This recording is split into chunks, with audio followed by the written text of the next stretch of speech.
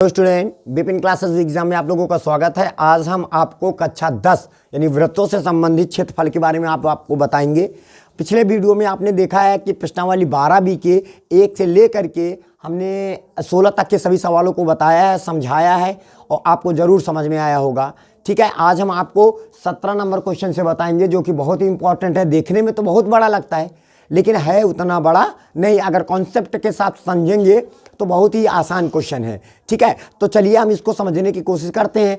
जरा देखिएगा, आप इमेजिन करिए, कुछ चीज़ें इमेजिन के ऊपर निर्भर करती हैं कि सपोज दैट अगर हमारे पास ये चीज़ें होती और वो कैसा होता है, कैसे एंगल बनाते हैं, तो पहले तो आपको सवाल को इमेजिन करना पड़ता है। ठीक है, आपके लाइफ में वो चीज़ें घटित हो चुकी होती हैं तो उनको देखना होता है कि क्या सच में ऐसा होता है। जरा देखते हैं, कॉन्सेप्ट देखते हैं सवाल का। कहता है एक छतरी, इमेजिन करिए आपके पास एक छतरी है, छाता जिसको बोलते हैं। क्या बोलते हैं? एक छाता है और छाते में 8 तने हुए हैं। कितने तने हुए हैं? जरा आप लोग जानते होंगे कि ये छाता है हमारे पास, उतना अच्छा हमारा फिगर तो ड्रॉ नहीं होगा। तो सपोज दैट ये आपके पास 8 तने हैं छतरी के। ठीक है, तो यहाँ पे हमने ये छाता है, ये सपोज दैट इसको और थोड़ा सा एंगल अगर देखा जाए तो ऐसे करके हम ऐसे दे देते हैं कि ये छाते के 8 एंगल हैं। थोड़ा सा फिगर नहीं ड्रॉ हो रहा है तो आपको पता होगा कि छाता कैसे बनता है। ठीक है, तो छाता के कितने एंगल हैं ध्यान दीजिए कि थोड़ा सा हम इसको बनाने की कोशिश करते हैं। ठीक है, छाते को बनाने की कोशिश करते हैं। 1 2 3 4। ठीक है, ये 4 हो जाएगा और 4 आगे हैं तो 4 पीछे मान लीजिएगा और इसको थोड़ा सा साल ऐसे कर दीजिएगा। ठीक है, तो यहाँ पे समझिएगा ये हमारा एक छाता है। क्या है? एक छाता है। ठीक है, 4 देखोगे, एक तना हमारे पास ये, दूसरा तना ये, तीसरा तना ये, तो टोटल 1 2 3 4 और 4 इसी के जस्ट पीछे, तो टोटल तने कितने हो गए? 8। ठीक है, तो अब सोचिएगा, इमेजिन करिएगा कि इन तनों को अगर फैला दिया जाए, क्या किया जाए? फैला दिया जाए तो आपका कुछ आकृति कुछ इस प्रकार बनेगा। जरा देखिएगा, आपका आकृति जैसे फैला देते हैं माता, जैसे जब हवा आती है देखो छाता इसे फैल जाता है वृत्ताकार भाग में ऐसे, है ना। तो अगर सोचिएगा, अगर वो हवा आंधी आ जाए, तूफान आ जाए तो आपका वृत्ताकार शेप किस प्रकार का हो जाएगा, यानी तने आपका छाता किस प्रकार का दिखाई पड़ेगा। सपोज दैट ये हमारे पास 8 तने हैं।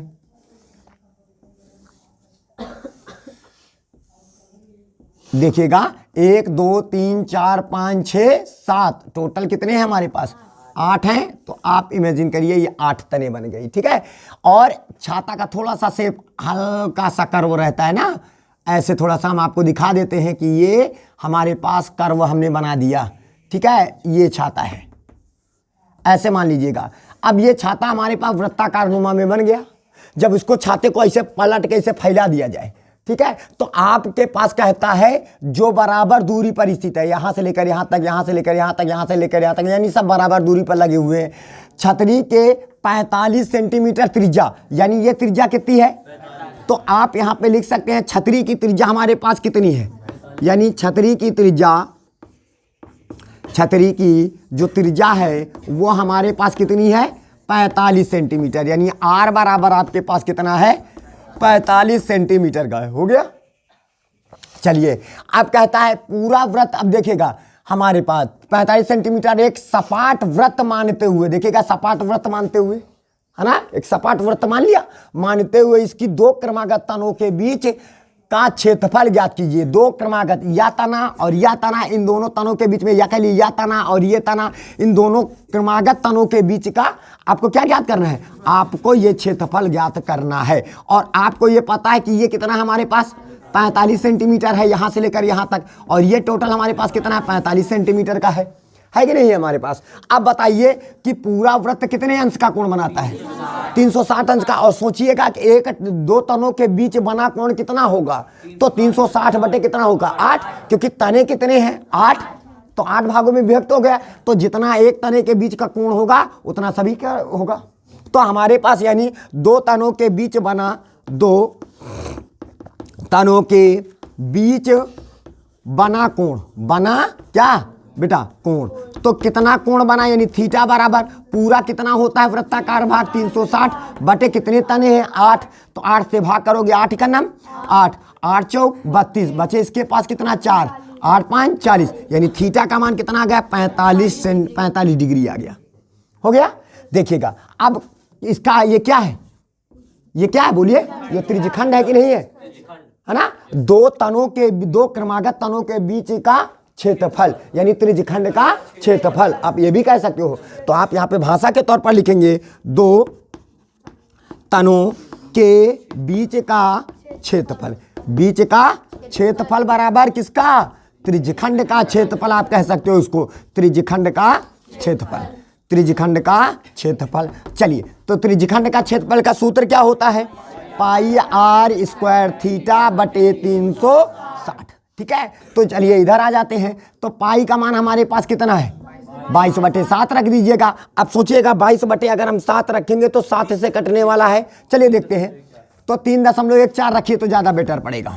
पाई का मान कितना रखेंगे 3.14, आर का मान कितना रखेंगे 45, यानी 45 गुणे 45 और गुणे, और थीटा का मान कितना है 45 डिग्री है।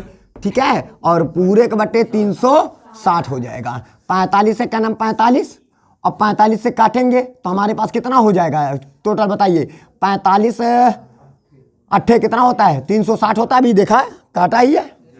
तो 45 अट्ठे कितना होता है 360। अब तो काटने वाला कोई 8 से है नहीं। ठीक है, तो आप क्या करिएगा 45 को 45 से गुणा करेंगे तो हमारे पास हो जाएगा 3.14 गुणे 45 को 45 से गुणा करेंगे तो 25 और कितना हो जाएगा 20, ये हो जाएगा। अब बटे कितना हो जाएगा 8 हो जाएगा।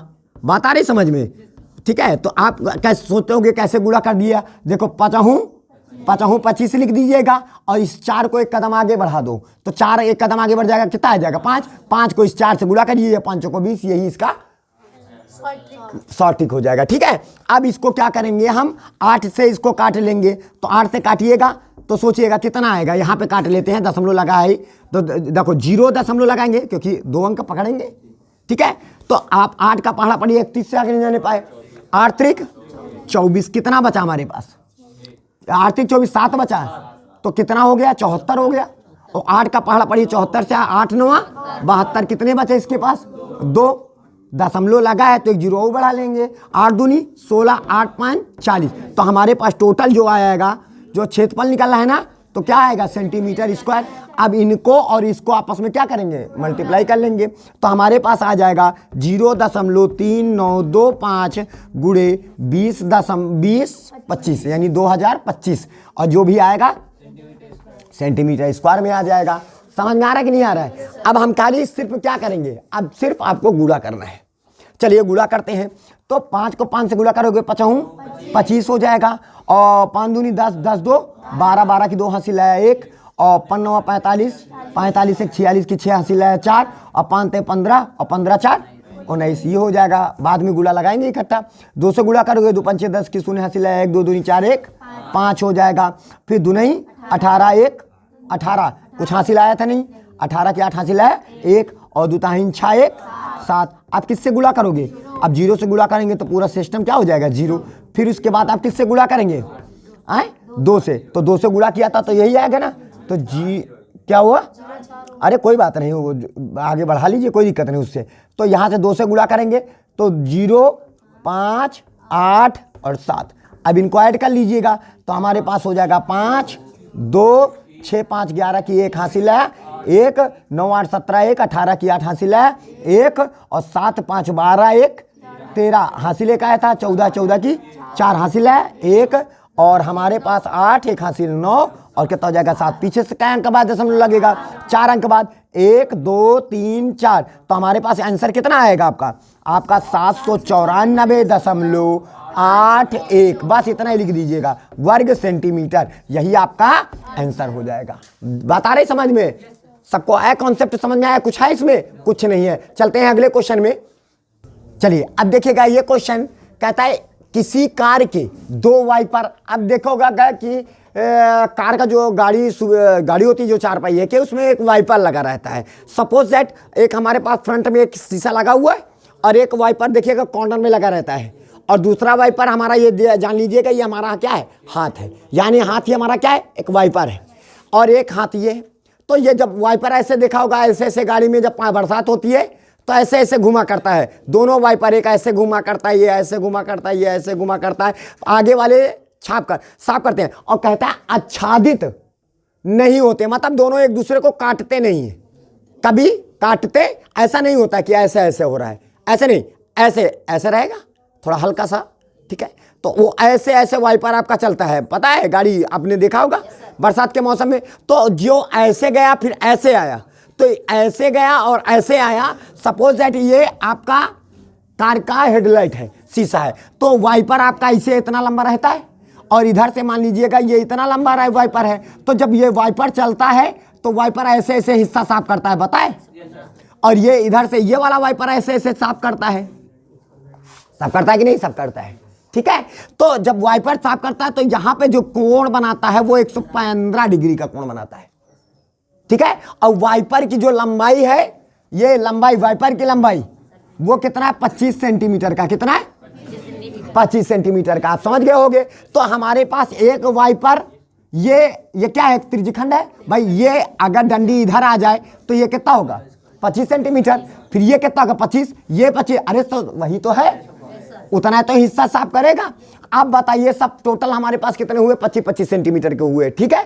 तो अब बताइए वाइपर की लंबाई ही क्या है, उसकी त्रिज्या है, पता है, समझ, यानी वाइपर की त्रिज्या है, वाइपर की लंबाई ही वाइपर की त्रिज्या। तो हम हल करते हैं, तो वाइपर की त्रिज्या कितनी हुई, वाइपर की त्रिज्या, क्योंकि वो वृत्ताकार शेप में ऐसे ऐसे करता है, ठीक है। तो हमारे पास वाइपर की जो त्रिज्या होगी, यानी आर बराबर हमारे पास 25 सेंटीमीटर का हो जाएगा, ठीक है। और थीटा कितना, कितने एंगल का कोण बना रहा है, 115 डिग्री का कोण बना रहा है। तो अब 115 डिग्री का कोण बना रहा है, ठीक है। अब ये बताइए क्या है, त्रिज्यखंड। अरे त्रिज्या द्वारा कटा हुआ, सोचिएगा अगर ये वाइपर को मौका मिल जाए इधर को घूमने का तो पूरा वृत्ताकार भाग बना ले, और इतना ये त्रिज्या, ये भी त्रिज्या वही तो है, जितनी ये लंबाई होगी उतना तो यहीं आएगा वाइपर, ये हिस्सा ऐसे आएगा फिर ऐसे जाएगा, ठीक है। तो ये हमारे पास क्या होगा, ये कटा हुआ भाग क्या है, त्रिज्यखंड, और इसके बीच में कितने एंगल बन रहा है, ठीक है। तो हमारे पास यानी त्रिज्यखंड का क्षेत्रफल निकालेंगे, क्या निकालेंगे, कितने हैं त्रिज्यखंड का क्षेत्रफल। तो अब देखिएगा, त्रिज्यखंड का क्षेत्रफल का सूत्र होता है पाई आर स्क्वायर थीटा बटे 360। जितना ये क्षेत्रफल साफ करेगा उतना ये वाला भी साफ करेगा, दोनों साफ करेंगे कि नहीं। तो इसको क्या करेंगे, 2 से मल्टीप्लाई कर दीजिएगा, 2 से गुणा कर देंगे, तो जितना एक भाग का क्षेत्रफल होगा उतना ही दूसरे भाग का क्षेत्रफल होगा, दोनों के क्षेत्रफल क्या होंगे, आपस में बराबर होंगे। तो चलिए अब यहाँ पे क्या करेंगे, 2 लिखा जाएगा, पाई का मान कितना रखोगे, 3.14, क्योंकि 7 से कटने वाला कोई है नहीं। तो गुड़े आर का मान 25 गुड़े 25, और थीटा का मान 115 डिग्री हो जाएगा, ठीक है, बटे 360 हो जाएगा। आप 25 से काट सकते हैं कि नहीं, 25 से नहीं कटेगा, ठीक है, 5 से काटिएगा, 5 से काटिएगा, तो हम 5 से इधर काट लेते हैं, इसको रहने दीजिएगा, 5 से इसको काट लीजिएगा, 5 दूनी 10 बचा 1, 5 तय 15, 5 से इसको काटेंगे, 5 सते 35 बचा 1, 5 दूनी 10, 2 से काट लीजिएगा, 36 आ जाएगा, आ जाएगा कि नहीं, आ जाएगा। अब इधर आ जाइए, अब मल्टीप्लाई करते हैं, तो अब टोटल 25 को 25 से गुणा करेंगे, कितना हो जाएगा, 625 हो जाएगा। यानी हमारे पास जो 3.14 और 23 को इनसे गुणा कर लेते हैं ना, थोड़ा सा कैलकुलेशन 60 हो जाए। 23 चौको कितना होता है हमारे पास, 23 चौको कितना होता है, 92, 23 चौको, यहाँ पे 23 चौको होता है 92, 92 की 2 हासिल है 9, और 23 से कन्नम 23, और 23 और 9 31, 32, 32 की 2 हासिल है 3, और 23 तय 69, 69 में 3 और जोड़ दो तो कितना हो जाएगा, 72। तो ये हो जाएगा 72, पीछे से क्या अंक बाद दशमलव, 2 अंक बाद दशमलव लग जाएगा, और गुड़े कितना हो जाएगा 625, और बटे कितना हो जाएगा 36, कितना हो जाएगा 36 हो जाएगा। अब इसको हम 2 से फिर काट लेते हैं, थोड़ा सा कैलकुलेशन 60 हो जाएगा, 2 1 दुताहीन 6, बचा कितना 1 दुछाक 12, दशमलव लगा दिया, 2 1 का नम 2, 2 1 का नम 2, इसको काटेंगे तो 18 आ जाएगा, आ जाएगा कि नहीं। अब इसका डायरेक्ट काट लीजिएगा, किससे काटेंगे, 18 से काट लीजिए, 18 का नम 18। अब ध्यान दीजिएगा, 18 दूनी 36। अब देखिएगा 18 दूनी 36 पूरा कट गया। अब दशमलव लगा है तो एक उतार लिए, ऐसे भाग कर लीजिएगा। 18 भागे कितना 36, दशमलव एक एक लिखा है, तो 18 दूनी 36 पूरा कर गया। ये हो गया, दशमलव वाले स्टार्ट हो गए तो यहाँ पे दशमलव लगा लेंगे और यहाँ पे एक संख्या उतार लिया, लेकिन छोटी है तो फिर यहाँ पे क्या करेंगे, जीरो उतारेंगे, अगली संख्या उतारेंगे। अब फिर भी छोटी है तो एक जीरो यहाँ पे उतार करके और यहाँ पे क्या हो जाएगा, जीरो उतर जाएगा। 18 का पढ़ा पढ़िए कितने से आगे जाने पाए, तो 18 पंचे 90, 18 पंचे 90, 18 छक्का 108। तो हमारे पास डायरेक्ट देखा जाए तो 0 10 इतना लिख सकते हैं, हो जाएगा, नहीं आया, ठीक है, लगभग हम इतना लिख सकते हैं। इतनी बात आई सबके समझ में। आप अगर देखिएगा तो 18 से गुणा करके देख लीजिए, 18 छक्का 108, 108 की 8 हासिल आया कितना 10, 18 0 0 हासिल है 110, 110 की 0 हासिल आया 1, ठीक है। तो 18 0 0 हासिल कितना आया था, इसका कैलकुलेशन मतलब लगभग 0 दशमलव कितना जाएगा, 2.006 चला जाएगा। तो इसको आप 625 से गुणा कर दीजिएगा, कितना आ जाएगा, गुणा करिएगा 625 गुणे 2.0 और कितना आ जाएगा 06 आ जाएगा। लगभग हमने ऐसे कर दिया, ठीक है। तो आप चाहे तो एक कदम इसको 6 को हटा दीजिए, इसको एक कदम आगे बढ़ा दीजिएगा, तो यहाँ पे 1 कर दिया जाता है, पता है, ठीक है। तो 2 दशमलव के बाद 2 अंकों तक निकालना है। चलिए 1 से गुणा करते हैं 5 और 2 और कितना हो जाएगा 6। अब 0 से गुणा करोगे 0 0 0 हो जाएगा, ठीक है। और फिर किससे गुणा करोगे 2 से, तो हमारे पास 2 पंचे 10, 2 दूनी 4, 1 5, 2 छाक 12। तो हमारे पास टोटल जोड़ेंगे 5 2 6 5 2 1, पीछे से क्या अंक बाद दशमलव, 2 अंक बाद लगा दिया, तो हमारे पास टोटल कितना निकल के आया 12, मतलब 1256.25, ठीक है। तो हमारे पास एक आंसर आ जाएगा कितना, 1256.25 वर्ग सेंटीमीटर, यही आपका आंसर हो जाएगा। बात आ रही समझ में, ठीक है। तो यही हमारे पास क्या हो जाएगा, दोनों वाइपरों द्वारा साफ किए जाने वाले भाग का क्षेत्रफल हो जाएगा, दैट्स ऑल, ठीक है। तो आपको ये दोनों सवाल बहुत अच्छे से समझ में आए होंगे। तो अब इसी के साथ हम आपसे लेते हैं अलविदा। जय हिंद, जय भारत।